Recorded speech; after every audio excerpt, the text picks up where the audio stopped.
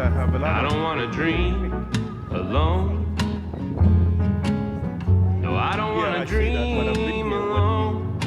Looking at them and they're pink. This is not them. On August 30th, 1909, the Embassy of Japan in Washington, D.C., notified the U.S. Department of State about Tokyo's plan to donate 2,000 cherry trees to the United States, intended for planting along the Potomac River. It's so much better. These trees reached Washington, D.C. on January 6, 1910. However, upon inspection by the Department of Agriculture, led by Flora Wambaugh Patterson, it was discovered that the trees were infested with insects and nematodes. This posed a threat to local growers, leading President Taft to order the trees' destruction on January 28th. Secretary of State Philander C. Knox expressed regret in a letter to the Japanese ambassador. If my dreams all fade away, if my dreams all fade away. In response, Takamine offered another donation of 3,020 cherry trees. And I know I'll be okay if my dreams all fade away. The National Cherry Blossom Festival is an annual spring celebration held in Washington, D.C. It marks the gift of Japanese cherry trees from Mayor Yukio Ozaki of Tokyo City to the city of Washington, D.C. on March 27, 1912. Ozaki presented these trees to foster the growing friendship between the United States and Japan and to honor the enduring close relationship between the two nations. The festival features a vibrant parade with large helium balloons, floats, marching bands from various parts of the country, and a showcase of music and showmanship, among other events. Look at the light reflection on that building.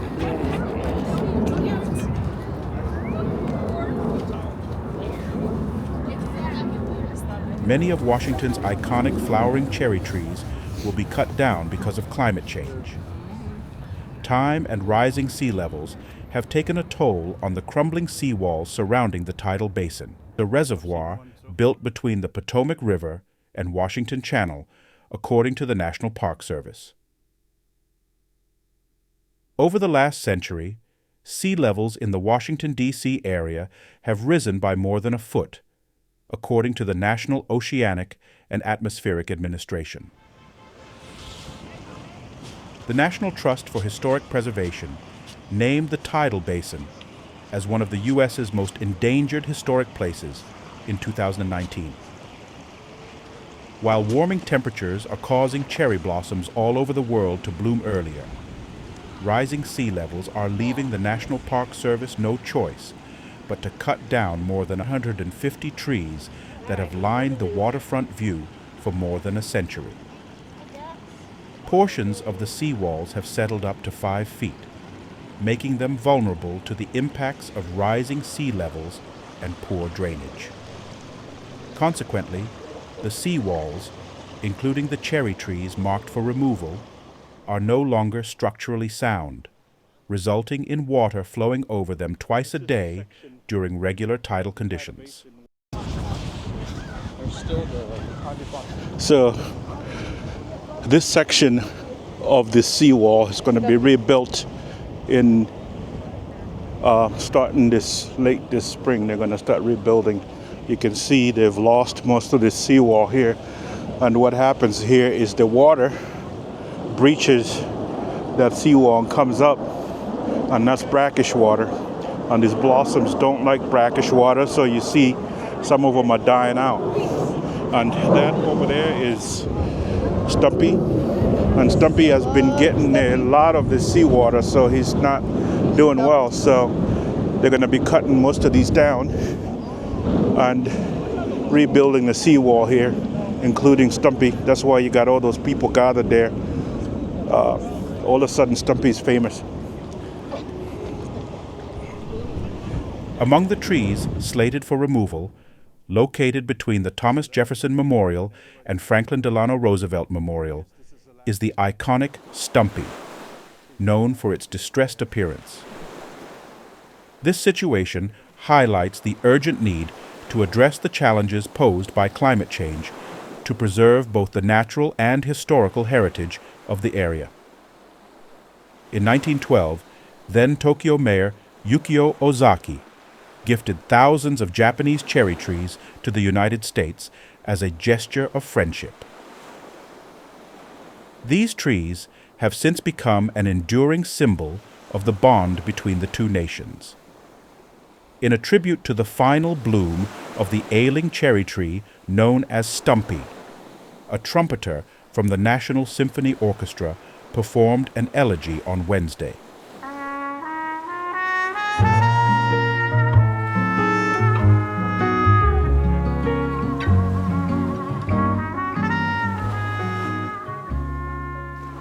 This heartfelt gesture commemorated the significance of Stumpy and reflected the deep appreciation for the beauty and history represented by the cherry trees gifted to the U.S.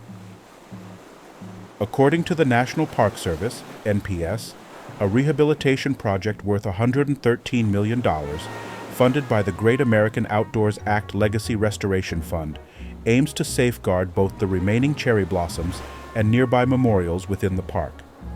This initiative is crucial as cherry trees depend on dry land and access to fresh water for their survival. By addressing infrastructure issues and improving drainage systems, the project seeks to create an environment conducive to the preservation of these iconic trees and the historical landmarks they adorn.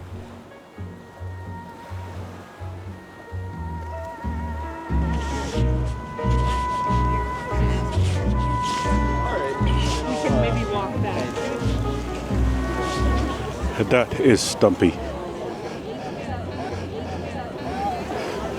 Thank you for the memories, it says. After enduring years of regular flooding from the brackish waters of the basin during high tide, the mere remnant of a once majestic tree stands barely resilient. hanging on. Most of his insides are gone. I don't know how he's surviving. What remains is essentially a sturdy, hollowed-out trunk with only a determined branch adorned with blooms. Despite its humble appearance, this stump has remarkably captured our imaginations. So everybody's taking pictures in front of Stumpy, videos. So there's a sign there that says thank you for the memories. I don't know if they're going to actually cut him down. That's the story, that they're going to cut him down. They're going to cut down most of these trees that are here, and I think 300 trees are going to be cut. It's a very good example of what's happening with the water, how it's encroaching on the blossoms. You can see there. I don't know if the seawall is sinking, because it's a little both. sea waters are rising, I guess. But you can see that it's curved there, and you know, after years of this water coming in, this is not seawater, it's more like brackish water, so it's mixed with fresh water and seawater. And this is a tidal basin.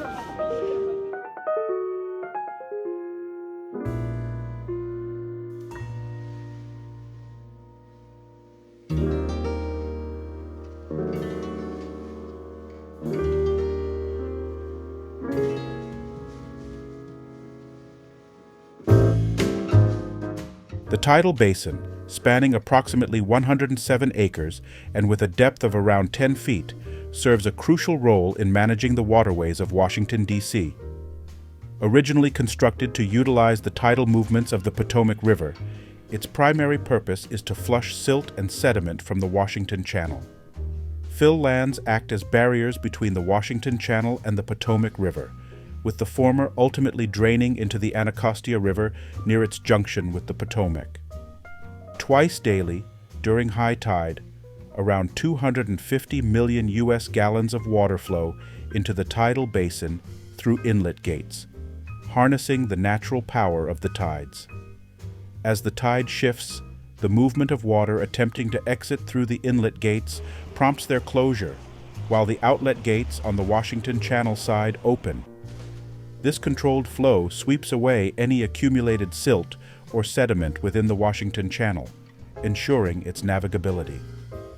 Furthermore, water from the tidal basin is utilized through a pumping system to maintain water levels in the Lincoln Memorial Reflecting Pool, adding to the basin's functional significance within the capital's landscape.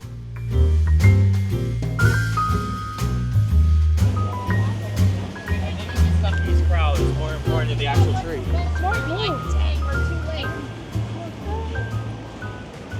It's a big dog.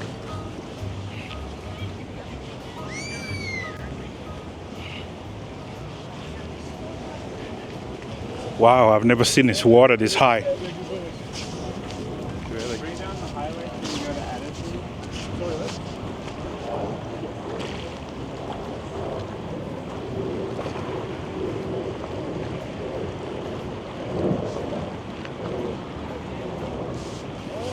For as long as we've been coming here, I've never actually seen this water this high. You see it's eating away at the roots of these trees.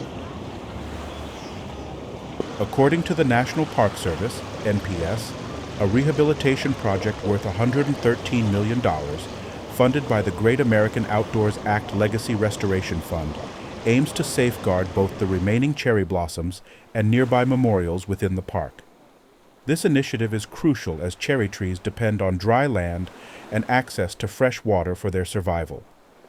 By addressing infrastructure issues and improving drainage systems, the project seeks to create an environment conducive to the preservation of these iconic trees and the historical landmarks they adorn. The cherry blossoms in the nation's capital reached an exceptionally early peak bloom on Sunday, nearly setting a new record. Since 1921, the peak bloom has shifted earlier by about 7 days. Typically, the average peak bloom for the cherry blossoms occurs around April 4th. However, this year, the warm weather in March has accelerated the blooming process. In fact, March has been one of the warmest on record for the city. This trend of early blooms isn't unique to Washington, D.C. Similar occurrences have been observed in other parts of the world in recent years. For instance, Central Park in New York City and the famous cherry blossoms in Kyoto, Japan, have also experienced earlier blooms. These changes in blooming patterns are often attributed to the warming climate and its effects on plant behavior. Human-amplified climate change is leading to significant shifts in seasons. These shifts include milder and shorter winter seasons, as well as earlier spring weather. This assessment highlights the impact of human activities on the Earth's climate system and emphasizes the need for effective strategies to mitigate further climate disruptions and adapt to the changing environment. Global climate researchers express high confidence that rising temperatures are leading to earlier occurrences of spring events, such as leaf growth and flower blooms. This phenomenon has significant implications for allergies, as earlier blooming increases exposure to allergens. According to the 5th National Climate Assessment by the federal government, these allergy-triggering impacts are projected to worsen in the future as global temperatures continue to rise. This underscores the urgent need for comprehensive measures to mitigate climate change and its adverse effects on public health. Everybody's here doing the Instagram thing. Well, especially those young girls, because they flip their hair and then the camera. It's like, This is pure white. wow, yeah.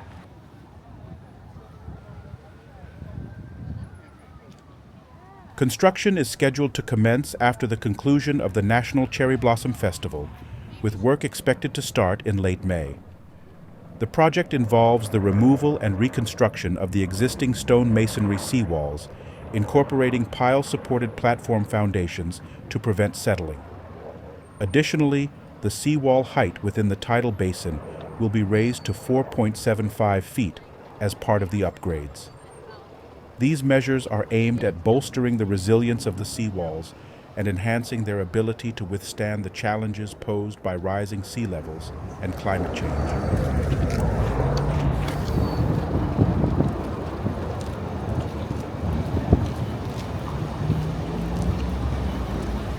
Stop for a minute. Look back. Light over there.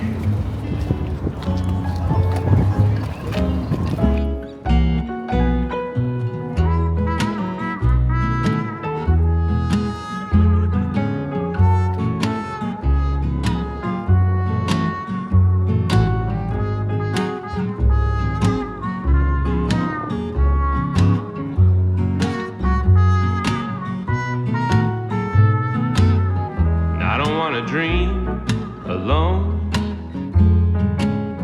No, I don't wanna dream alone. No one ever told me that dreams could be so lonely. And now that I know, I don't wanna dream alone. Will you dream a dream with me? Will you dream a dream with me? It's so much better to dream a dream together. So darling, oh would you please dream a dream with me?